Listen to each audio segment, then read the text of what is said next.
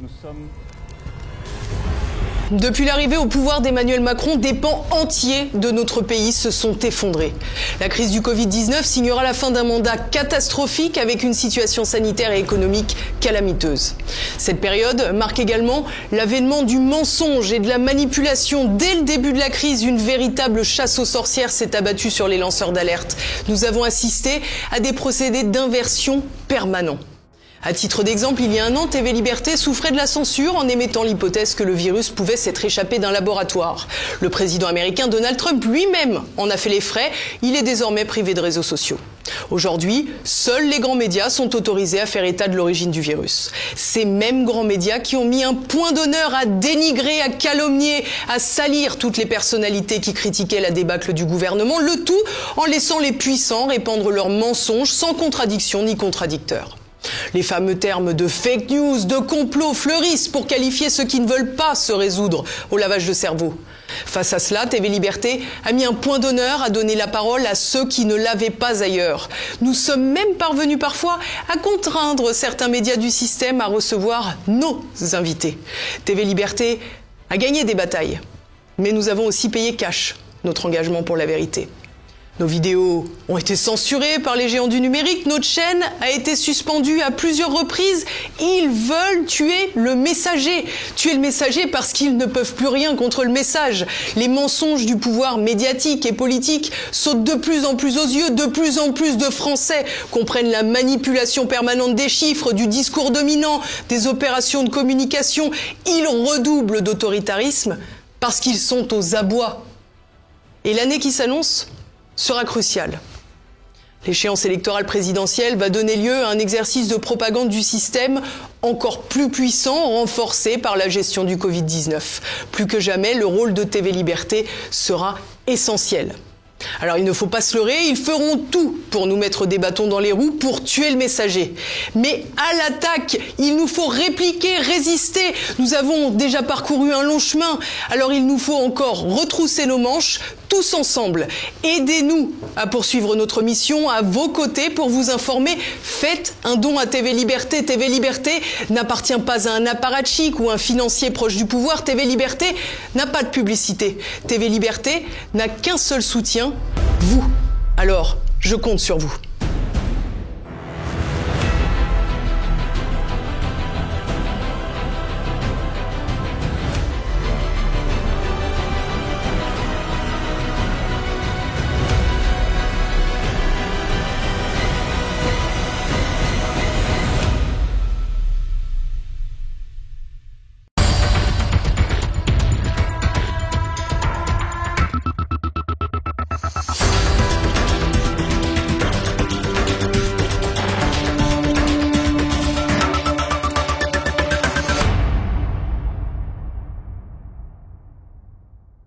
Bonjour à tous, bienvenue sur le plateau de Politique et Économie. Bonjour Pierre. Bonjour Olivier, bonjour à tous. Alors, chers amis, aujourd'hui, nous allons de nouveau parler de la banque et du système financier et monétaire. Et nous allons le faire en compagnie de Jean-Pierre Chevalier. Bonjour Jean-Pierre. Bonjour. Bienvenue sur le plateau de Politique et Économie. Vous êtes analyste financier et on peut lire vos excellentes analyses sur chevalier.biz. Alors, notre ambition aujourd'hui, en revenant sur ce sujet, n'est-ce pas Pierre, c'est d'essayer de partir des réalités bancaires. Et la première question que je vous pose, c'est celle-ci. Alors, ce tsunami bancaire que tout le monde nous annonce, c'est pour quand? En Europe, en tout cas. Oui, justement, donc on en parlait l'année dernière, au 3 mars, début mars l'année dernière, à ce sujet, parce que j'avais annoncé qu'il y aurait un tsunami bancaire. Mais je ne vois pas. On ne le voit pas. Mais qu'est-ce qui se passe effectivement dans les banques? Donc c'est ce qu'on va voir. Voilà, c'est ce qu'on va voir. C'est ce qu'on va voir. En particulier, donc ce qui va nous intéresser surtout, ce sont les banques françaises. Donc 4 banques françaises. Qu'est-ce qui se passe dans les banques en question?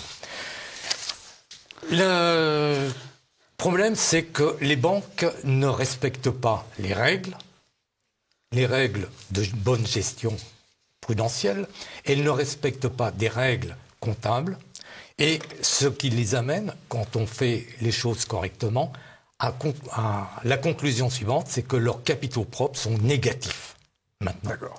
C'est-à-dire qu'elles n'ont plus d'argent. Alors ça, on le devine, on le sent. Ça se sent à un certain nombre de signaux dans la sphère économique, mais même ça sort un petit peu. Mais Pierre Jovanovic, Guy de Lafortelle nous en avaient prévenu déjà à leur manière. Votre originalité, c'est que vous partez des bilans bancaires.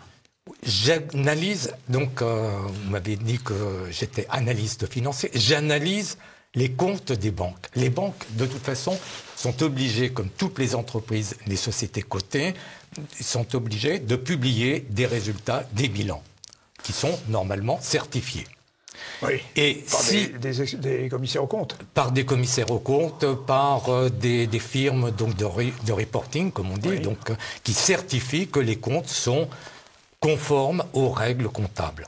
D'accord.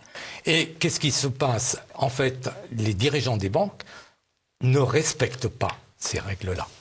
Et si on moi, ce que j'ai fait, donc j'ai repris toutes les règles, et en particulier la règle IFRS 9, qui impose aux banques de provisionner leurs pertes en totalité pour les prêts qui risquent de ne pas être remboursés. Et dans ce cas-là, on s'aperçoit qu'elles ont des capitaux propres négatifs.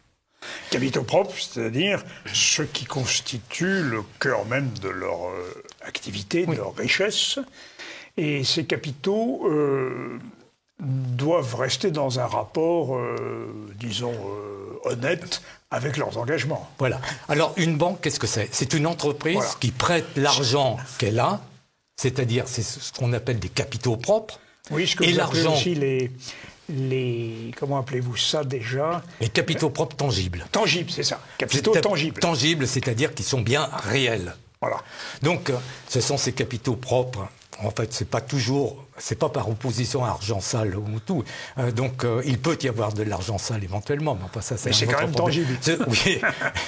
Mais les capitaux propres, ce sont les capitaux qui appartiennent à l'entreprise. Qu'est-ce que c'est pour l'essentiel?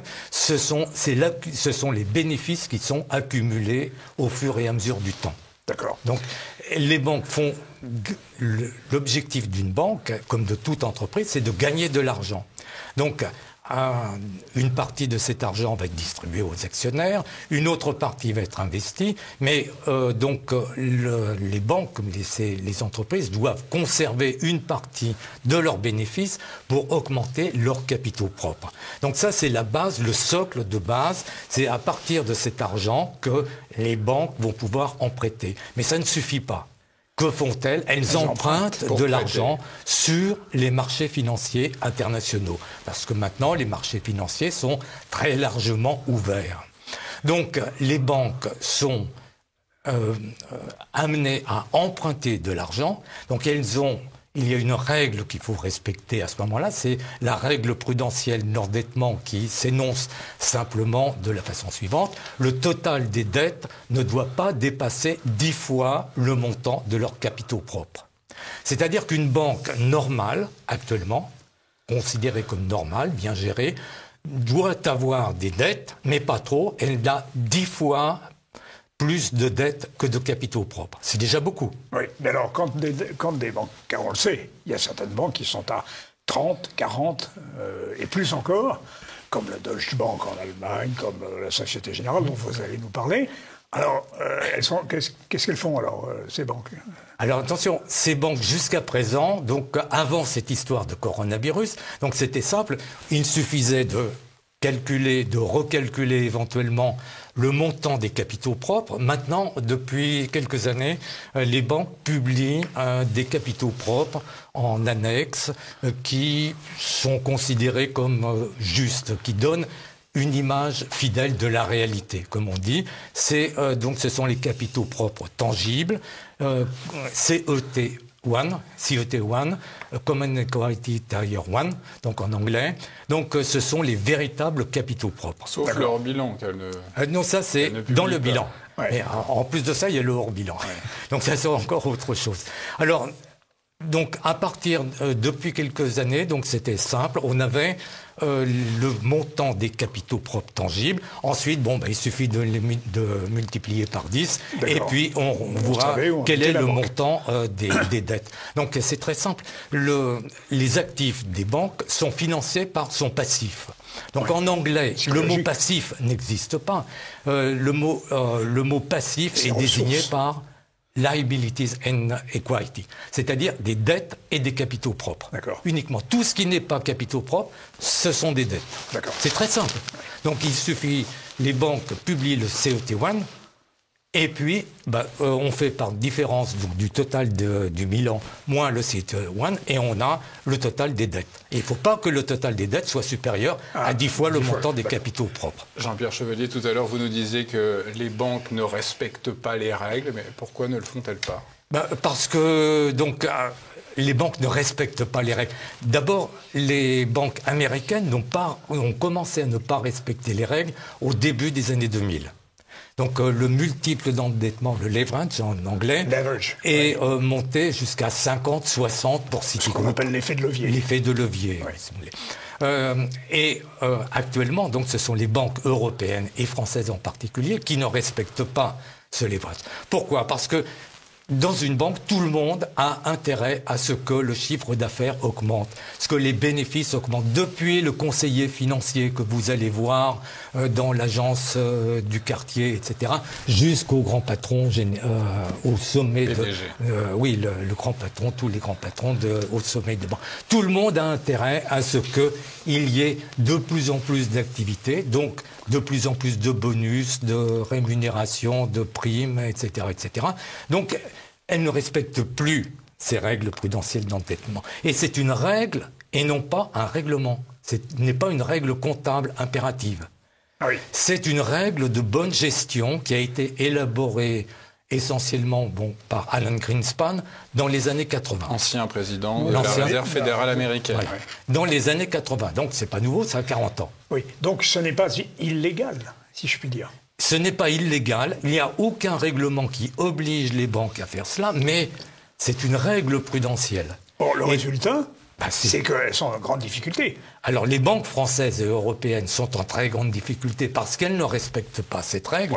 Par contre, les banques américaines respectent cette règle depuis 2009. Depuis qu'ils ont flingué Lehman Brothers. Exactement. Voilà, c'est ça. Donc les banques américaines ne respectaient pas cette règle prudentielle d'endettement et les autorités américaines, donc c'est des sauvages les Américains, tout le monde le sait, ce sont des cow-boys, qu'est-ce qu'ils ont fait ? Ils ont flingué une banque, donc Lehman Brothers.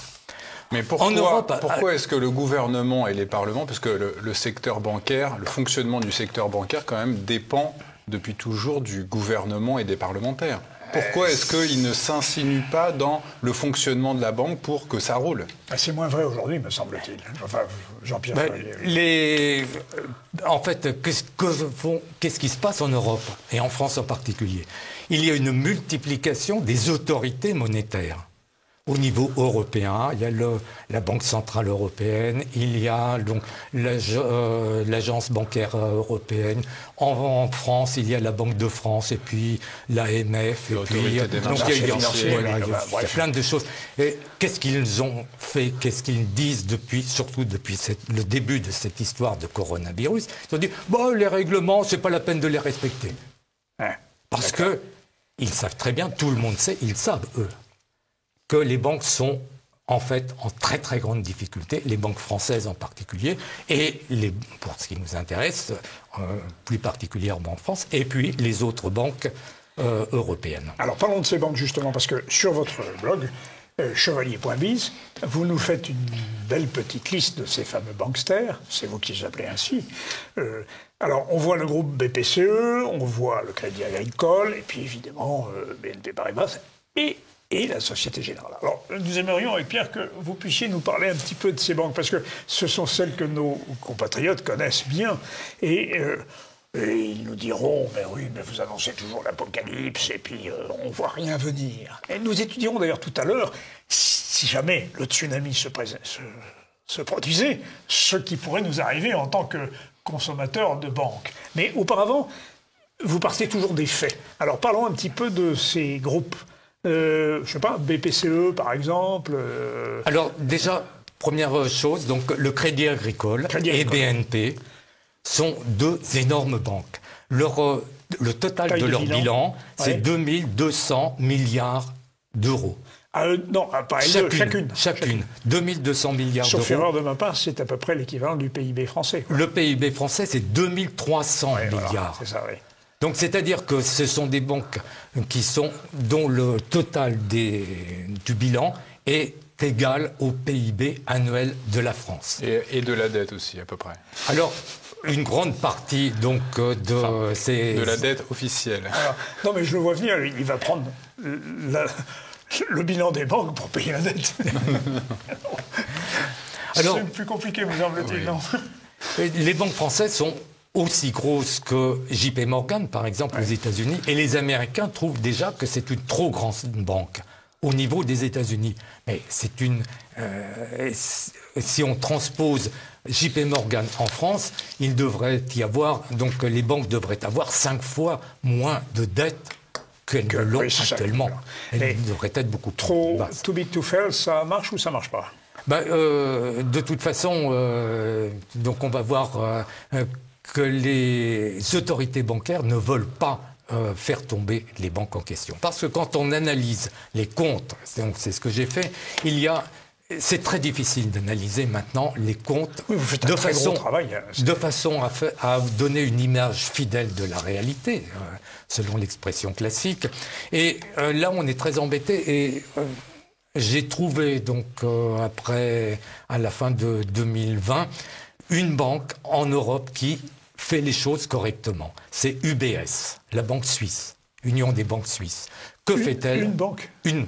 Elle publie ses comptes. Elle publie ses comptes. Elle publie plus exactement, toutes les banques publient leurs comptes, mais elle publie un tableau qui est très clair, qui permet de déterminer quel est le montant des provisions qui sont effectivement, qui doivent être comptabilisées dans le bilan de la banque. Il faut bien savoir qu'à partir de cette histoire de coronavirus, beaucoup d'entreprises qui ont emprunté de l'argent aux banques ne pourront pas rembourser leurs prêts. Donc c'est provisionné ?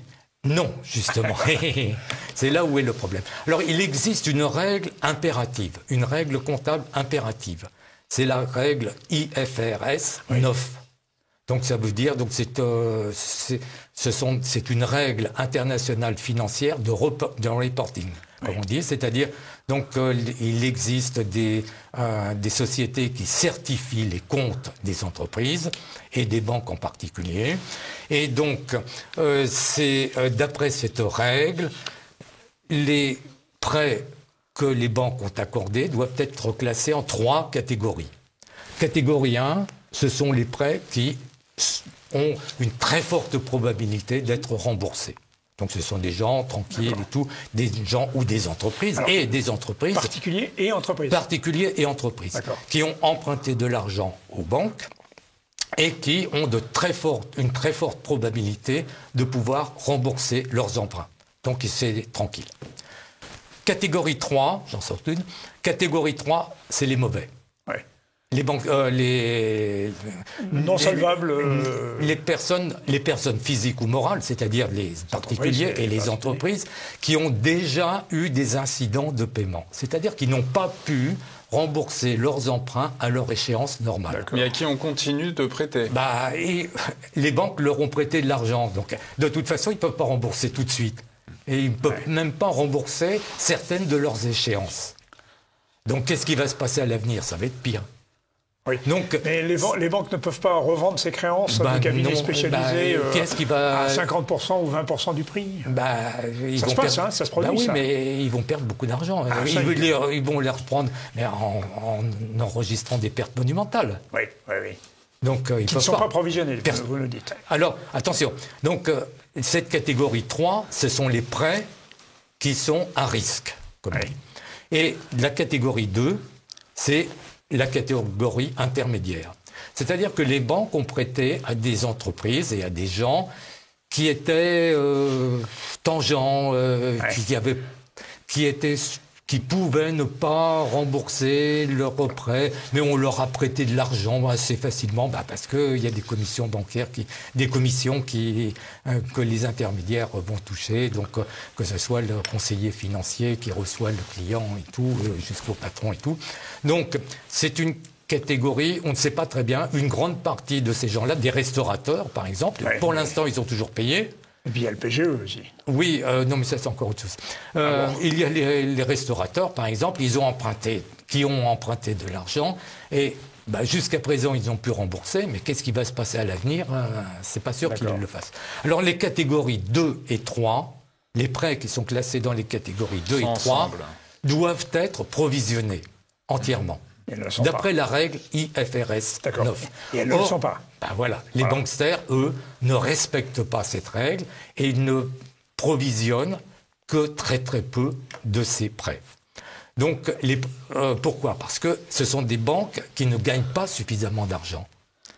Alors, c'est paradoxal, parce que nos téléspectateurs, quand ils vont, je vois très bien réagir, les banques ne gagnent pas assez d'argent, mais comment ça? Mais enfin, avec les taux d'intérêt qu'ils nous font, avec dès qu'on est en découvert, hop, vous êtes bon pour des agios, etc. Les Français sont persuadés. D'ailleurs, très curieusement, il y a un sondage qui indique qu'ils aiment leur banque. C'est le syndrome de Stockholm, vous savez. On aime ces geôliers. Non, mais sérieusement, nos compatriotes vous diront, mais cher monsieur, écoutez, non, les banques, elles gagnent de l'argent. Vous nous dites qu'elles n'en gagnent pas. Elles ne gagnent pas suffisamment d'argent par rapport aux pertes qu'elles n'ont pas comptabilisées. Alors, pour avoir un ordre de grandeur, parce que donc je parle de l'observation des banques en question, Crédit Agricole et BNP ont 1000 milliards d'euros de prêts accordés à des clients. 1000 milliards. C'est la moitié chacun. À peu près la moitié de leur bilan. Et là-dessus, normalement, ils ne provisionnent qu'une partie seulement des pertes en question. Il y a 125, en gros, au moins une centaine de milliards d'euros qui ne sont pas provisionnés dans chacune de ces deux banques. Mais c'est pas si considérable que ça. Si, c'est énorme. Alors, 100 milliards d'euros non provisionnés par rapport donc aux capitaux propres qui se trouvent dans les banques, c'est de l'ordre de 90 milliards d'euros. Ah oui, d'accord. C'est plus que les capitaux propres. Ah oui. D'accord. Donc irrecouvrable. Oui. Donc, qu'est-ce qui se passe? Les dettes non provisionnées, c'est-à-dire les pertes prévisionnelles, non provisionnées, sont supérieures aux capitaux propres. Ça signifie que les capitaux propres des banques sont négatifs. Elles n'ont pas d'argent. Voilà, nous avons l'explication. Donc, en appliquant les règles comptables, uniquement, c'est l'application des règles comptables à partir de la transposition du tableau fourni par UBS. J'en arrive à ces conclusions-là. Donc toutes les banques françaises, Société Générale, Crédit Agricole, BNP Paribas, sont toutes dans le négatif. Oui.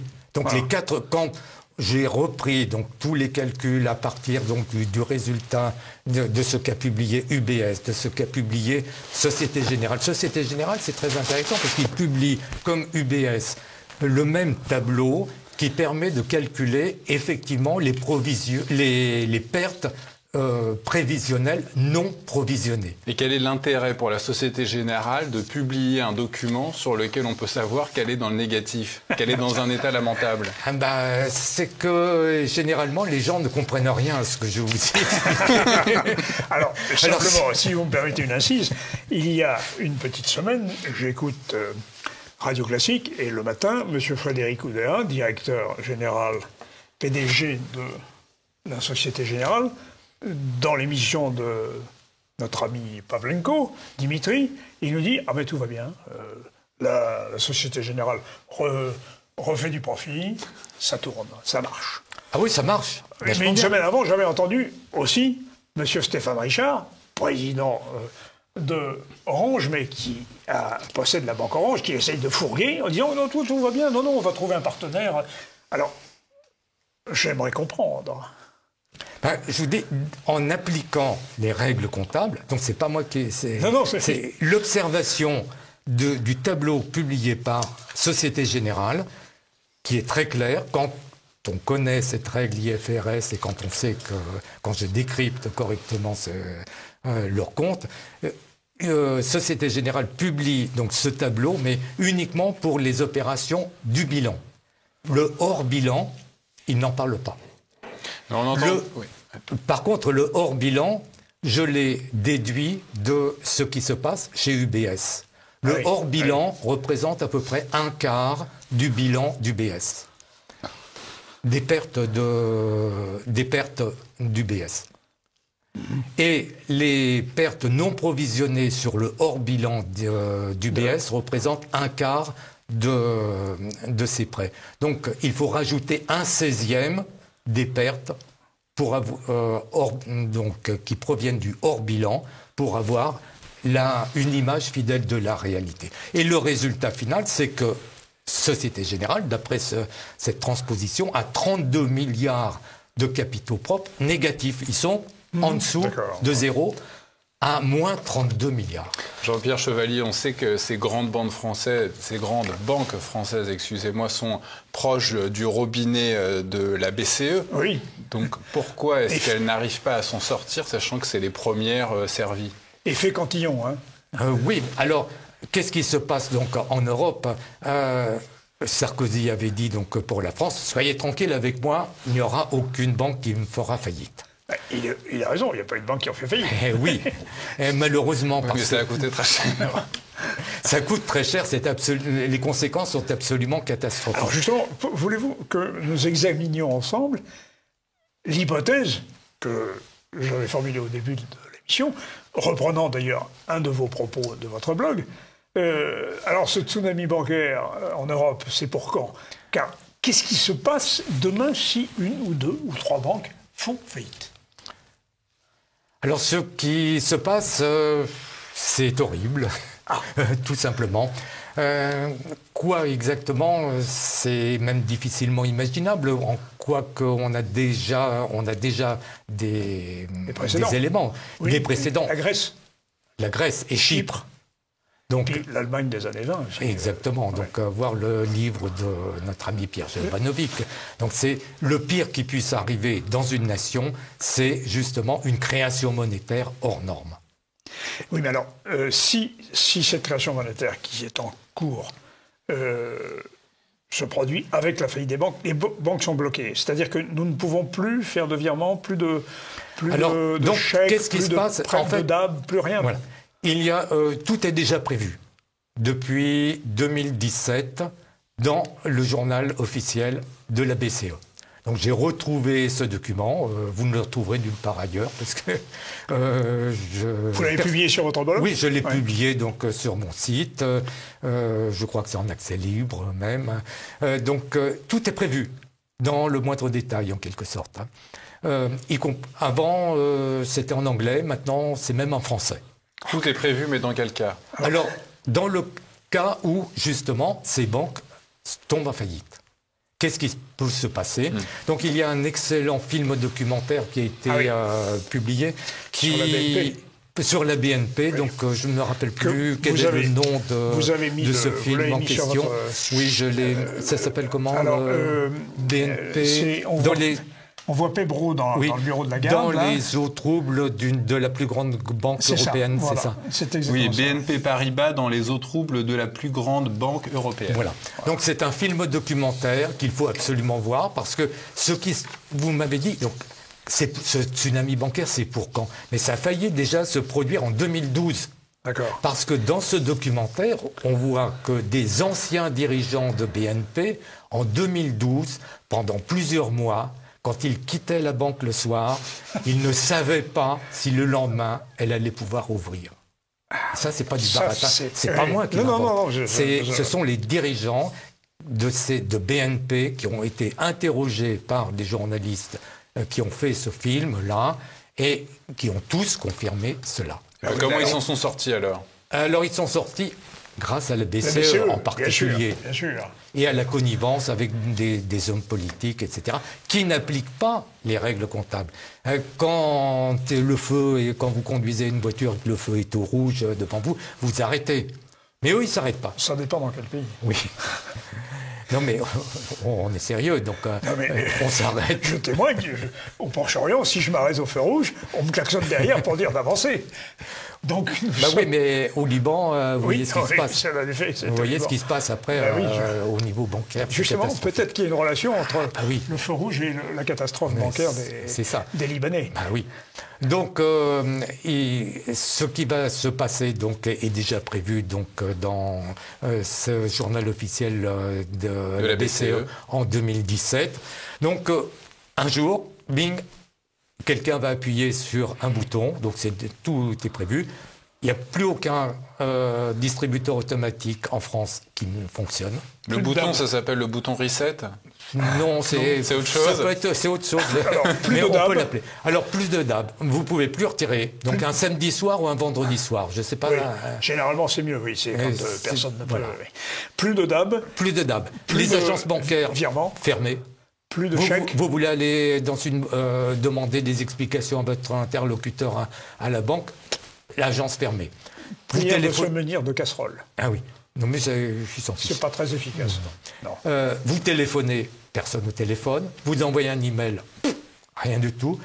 Avec un peu de chance, vous pourrez voir quel est accéder à votre compte, mais il peut très bien dire « nous regrettons en raison de gna, etc. » Vous ne pouvez plus rien faire du tout. Mais là, dans ce cas-là, Jean-Pierre Chevalier, ce qui va se passer, c'est que les gens vont aller dans une colère noire et le personnel des banques, ils vont se faire complètement étriper. Mais les agences sont fermées, ils passent par derrière ou je ne sais pas où, etc. Je ne sais pas ce qui va se passer. Donc là, après, c'est vous pouvez dire... Ça sera ce qui s'est passé comme à Chypre. Et donc, c'est ce qui est écrit au journal officiel. Donc, et pendant 5 jours, ça peut durer au maximum pendant 5 jours. Donc débrouillez-vous. Et donc pendant ce temps-là, les banques auront le droit de ponctionner l'épargne de leurs clients ? On ne sait pas très bien. Il faut... alors c'est ce qu'ils appellent la résolution, les problèmes de résolution. Ils essayent de résoudre les problèmes. Il ne faut pas rire. Non mais c'est triste. Ce qui me fait rire, c'est qu'ils trouvent toujours un vocabulaire, la résolution. Enfin, c'est n'importe quoi. Attendez, quand même. Moi, je vais me faire l'avocat du diable. C'est vous qui riez, Jean-Pierre Chevalier. Dans mon cas, c'est quand même assez exceptionnel. Mais enfin... il existe un fonds de garantie, que je sache. Ah oui, c'est un fonds de garantie. Mais de 4,7 milliards, ce qui est quand même assez modeste. Donc, sur mon site, j'ai repris la copie d'écran du fonds de garantie des banques et de résolution. Et le fonds de garantie a été alimenté pour 4,7 milliards. Disons que pour 47 millions de comptes, ça fait 100 euros. 100 euros par client. Bon. Est-ce que c'est le Covid qui est à l'origine de ce que vous expliquez à l'instant, Jean-Pierre Chevalier, le fait que toutes ces banques soient en bilan négatif ? Donc le Covid, toute cette histoire de coronavirus, a accentué la difficulté des banques. À partir du moment où les banques ne respectent plus la règle prudentielle d'endettement et qu'elles ne provisionnent pas les pertes prévisionnelles, elles tombent en capitaux propres négatifs. Alors, on va vous accuser évidemment de complotisme, bien sûr, mais Donald Trump, de fait, était donné gagnant avant le Covid et il a perdu. Oui. Quant à la France, quant à l'Europe, mettre à genoux l'Europe, eh bien, on peut le vérifier par autre chose. L'affaire Alstom, par exemple, le privilège du dollar, l'affaire Technip. Et là, on voit bien que l'Amérique, et puis surtout l'OTAN, qui continue d'exercer sa poigne sur l'Europe. Oui, mais ce qu'il y a de pire, c'est ce qui nous attend dans les banques. Des banques qui ont des capitaux propres négatifs, les gens ne comprennent pas ça.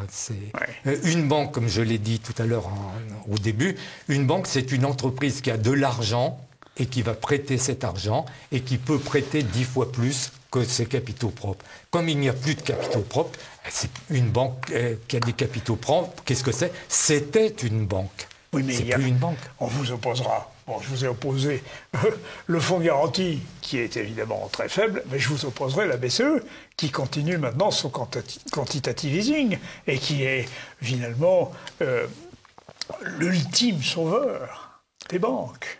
Oui, mais la BCE sauve les banques françaises et européennes. En rachetant les actifs. Et comment fait-elle ? Vous allez nous le dire. Essentiellement par donc cavalerie financière. Ce qu'on appelle cavalerie financière. Ah, Madame Lagarde est une bonne cavalière, alors. C'est déjà une cavaleuse. Avant. Il y en a d'autres qui ont été pires qu'elle auparavant. Monsieur Mario Draghi, peut-être? Oui, voilà. Donc, qu'est-ce qui se passe? La BCE, en fait, et la Banque de France aussi, puisqu'elle fait partie du système SBCE, bancaire, du système bancaire. Banque Centrale Européenne. Voilà. Prête de l'argent qu'elle n'a pas. Bon. Donc les banques commerciales, dites commerciales, comme BNP, Société Générale, etc., sont en difficulté. Elles demandent de l'argent à la BCE. La BCE leur apporte de l'argent qui n'existe pas. Alors comment font-elles? Eh bien, elles prévoient auparavant, donc la BCE dit, tel jour, je vais vous prêter des milliards, autant de milliards que vous voulez. Mais à ce moment-là, vous allez me redéposer presque autant, presque tous ces milliards, sur mon compte, ou sur le compte de la BCE. D'accord. Donc, c'est pourquoi? Parce que, c'est ce que la BCE appelle les TLTRO. Voilà. Donc, c'est-à-dire des prêts à très long terme. Voilà. Donc, il y a eu un prêt à très long terme qui a été accordé le 26 juin 2020 pour 568 milliards d'euros. En effet. Donc, qu'est-ce qui se passe le 26 juin? La BCE a dit « Je vous prête 568 milliards d'euros à condition que vous les replaciez chez moi dans la même journée. » Débit, crédit, qui sont comptabilisés en back-office le soir, après la fermeture des opérations. C'est comme ça qu'on crée de la monnaie, là. C'est comme ça qu'ils créent de la monnaie. Oui. Donc, ce jour-là, admettons, le matin, la BCE prête 568 milliards d'euros qu'elle n'a pas. Et l'après-midi, en quelque sorte, les banques redéposent 568 milliards d'euros. D'accord. Donc, comme c'est comptabilisé en back-office, le soir, débit égale crédit, tout baigne. Les comptes de la BCE sont tenus correctement, les comptes des banques également. Et ils ont récidivé? Et ils ont récidivé ensuite en LTRO, un peu plus discret, le 19 mars 2021, c'est il n'y a pas longtemps, 19 mars, donc il y a un mois et demi. Donc pourquoi? Parce que le 19 mars, c'est avant le 1er avril. Oui, en général. C'est-à-dire les 3 premiers mois. Les banques sont obligées de clore leurs comptes à la fin de chaque trimestre. Donc le 19 mars, ils ont dit il nous faut de l'argent. Encore? Oui, encore 315 milliards d'euros. Donc la BCE a recommencé, elle a prêté 315 milliards d'euros et les banques ont redéposé ces 315 milliards d'euros. En fait, les opérations ne sont pas eurodatées. Si vous voulez prêter de l'argent à quelqu'un que vous n'avez pas, mais que vous allez avoir cet après-midi, ça ne marchera pas. Ben non, c'est ça. Et ça marche avec la BCE. Jean-Pierre Chevalier, autre affaire liée à la BCE dont on avait parlé avec Pierre Jovanovic, un transfert d'une somme impressionnante réalisé le 1er janvier 2020 de fonds qui sont arrivés à la BCE. Oui, alors les banques, ce que je viens de dire, justement... Non résidents. Oui, alors attendez. La BCE donc, a fait cette opération de cavalerie que je vous avais dit, que j'expliquais, c'est-à-dire que les banques redéposent l'argent à la BCE, mais pas toutes. Parce qu'elles ont besoin d'argent. C'est ce que j'allais vous dire. Il faut quand même qu'elles prêtent un petit peu à... Et même, de toute façon, elles sont obligées. Elles sont en capitaux de fonctionnement. Oui, mais elles n'y arrivent pas. Donc, elles ne reprêtent pas tout à la BCE. Donc, ils sont obligés de garder de l'argent dans leur compte. Et à ce moment-là, qu'est-ce qui se passe à la BCE? Il y a un trou. Un petit trou. Oui. Et il est comblé par qui? Des non-résidents. Des non-résidents. Qui viennent de quelque part. Sur les comptes, au bilan de la BCE, et c'est pas drôle. C'est tragique. Ah mais oui, c'est tragique. Au bilan, je n'invente rien. Tout ce que je dis est basé sur les bilans publiés du BS, de Société Générale de la BCE. Donc, il suffit de prendre le bilan de la BCE au vendredi 1er janvier 2020. Oui, c'est ça. 2020. T1. Oui. Non, 1er janvier 2021, c'est maintenant. On vient de passer. Non, ça a été... Si, c'est au 1er janvier 2021.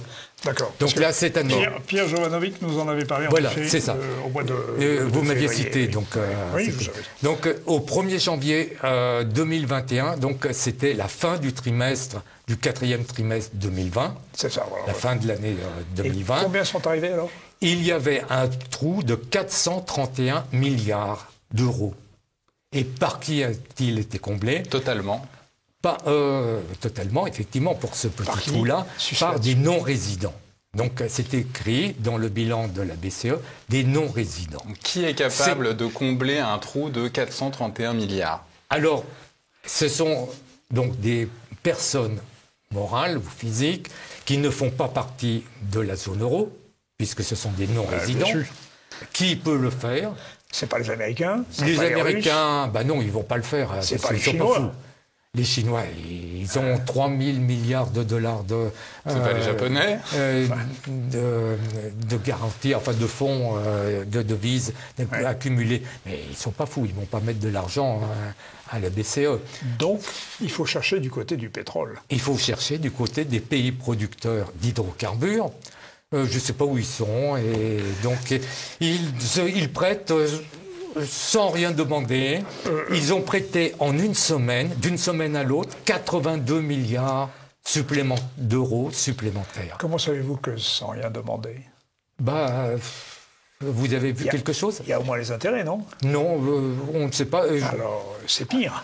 Oui. Quel est l'intérêt pour ces personnes physique ou morale de prêter cette somme à la BCE?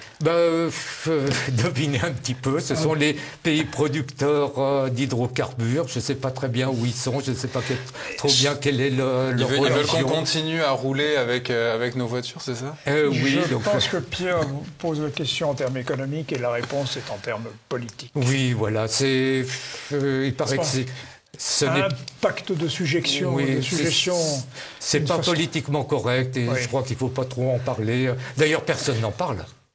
Bien sûr. Il n'y a que moi qui... Je ne sais pas, j'ai l'impression d'être le seul à lire des bilans de banque centrale. C'est très important parce qu'il n'y a pas que moi qui le fais. Oui. Et les Américains, ils le savent très bien. Mais non seulement mieux que moi. Il y a vous qui le faites. Mais il y a TV Liberté qui vous reçoit pour que vous puissiez le dire. Ah oui, mais vous êtes les seuls, justement, à donner une certaine audience qui va au-delà de mon site. Et donc, personne d'autre n'accepte de parler de cela. Jean-Pierre Chevalier, peut-être revenons à la France. On entend le ministre de l'économie, Bruno Le Maire, affirmer que notre pays pourra profiter d'un taux de croissance de 5% pour l'année en cours. De son côté, le gouverneur de la Banque de France, M. Villeroy de Galhau, estime qu'il ne faut pas exagérer les risques de faillite des entreprises. Qu'est-ce que vous pensez de ces deux déclarations? Les 5% et les faillites. Moi, je ne pense pas, j'observe donc la réalité. Qu'est-ce qui se passe avec cette histoire de coronavirus en France? Le PIB a chuté de 20%, à peu près 19%. Donc il suffit de prendre les chiffres de l'INSEE. Donc le PIB a chuté de 20% au maximum, donc c'était au 3e trimestre 2020, je crois. Donc c'est énorme. Aux États-Unis, il n'a chuté que de 10%.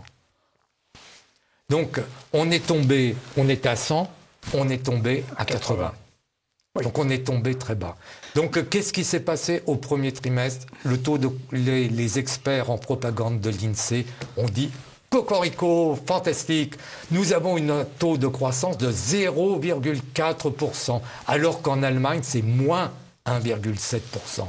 on est plus fort que les Allemands. Ben oui, mais on est tombé à 80. Et les Allemands, de combien avaient-ils Je ne sais pas, je n'ai même pas, pas cherché. Moins, mais beaucoup moins, certainement. Donc on est tombé à 80 et on a 0,4% de 80. C'est-à-dire que c'est rien. Oui. Et de toute façon, comment pourrait-il y avoir une croissance de 5-6% en France avec au premier trimestre donc 0,4% quand on est tombé à 80? Donc on est revenu à la situation de 2017, on a 5 ans en arrière. Au niveau du PIB, on est revenu au PIB de 2017. C'est-à-dire la création de richesse en France est revenue 5 ans en arrière. Et aux États-Unis, alors? Alors, aux États-Unis, les États-Unis ont baissé de 10% seulement. Alors, quelque chose qui est assez extraordinaire, dont personne ne parle, et là, c'est encore un scoop de TV Liberté que je vous offre. Qu'est-ce qui s'est passé aux États-Unis? Chevalier.biz. Oui. Qu'est-ce qui s'est passé aux États-Unis? Le PIB des États-Unis est actuellement au premier trimestre 2021, donc là, le trimestre qui vient de se dérouler. Donc, les chiffres ont été publiés la semaine dernière. Donc, le PIB des États-Unis est de 19 000 milliards de dollars, au même niveau que le premier trimestre 2020. D'accord, en fait, ils sont revenus à l'avant-Covid. Oui, c'est 19 000 milliards d'euros. Donc, je vous laisse... donc tout va bien. Tout va bien. Oui, ça va... M. Biden. Oui, mais ça va encore même mieux que bien. Pourquoi? Parce que qu'est-ce qui s'est passé au niveau de l'emploi? On nous dit qu'il y a eu des destructions d'emplois. Combien? Je crois que c'est autour de 6 millions. 6,7 millions d'emplois ont été supprimés aux États-Unis entre le premier trimestre 2020 et le premier trimestre 2021. C'est-à-dire que les Américains produisent autant avec 6,7 millions 6,7 millions de postes en moins dans leur 6 millions, presque 7 millions de postes en moins, de salariés en moins. Et comment ils ont fait ce gain de productivité en un an? Un gain de productivité énorme grâce à la crise. Beaucoup d'entreprises ont dit oui, il y a une histoire de Covid là-dedans, on va supprimer des emplois. Oui, on a supprimé des emplois, mais ceux qui restent, ils continuent à travailler beaucoup. Enfin, ils produisent davantage que ceux qu'ils faisaient auparavant avec moins de monde. C'est catastrophique pour l'emploi. Pour l'emploi, c'est catastrophique. Mais pour les entreprises, c'est magnifique, parce que les bénéfices sont augmentés. Vous voulez dire qu'elles s'en foutent? Oui, complètement. Non pas elles s'en foutent, mais les entreprises ont pour but de dégager des bénéfices. Donc elles ont dégagé des bénéfices, et c'est tout bénéfice pour les entreprises, pour l'Amérique. Et donc c'est une très grande réussite. Cette histoire de coronavirus est une très grande réussite pour l'Amérique. Oui, mais une très grande défaite pour l'Europe. Les 6 millions, les 7 millions d'Américains qui n'ont plus d'emploi. Ils n'ont plus d'emploi, mais tout le monde s'en fiche. C'est très bien pour ceux qui en bénéficient. Mais Trump avait essayé quand même de distribuer un chèque à tout le monde. Et Biden est réputé, comme les démocrates, être un président social, si ce n'est socialiste. Alors, que deviennent ces populations alors? Oui, mais en fait, ça, c'est dans le discours politique. Mais dans la réalité, c'est exactement le contraire. Qui est-ce qui a été viré? Ce sont tous les emplois précaires, tous les Américains, a priori, qui ne sont pas blancs. Les minorités, non? Les minorités, etc. Ce sont eux qui en sont les premières victimes, et ce sont eux qui ont fait que Trump, à la tête, a été battu. Donc c'est une situation qui est très bizarre. On marche un peu sur la tête quand même dans cette affaire, complètement même. Mais c'est donc très pervers comme politique qui a été menée, mais c'est extraordinairement efficace. Jean-Pierre Chevalier, merci de tous ces éclairages qui furent à la fois pédagogiques parce que la matière est difficile.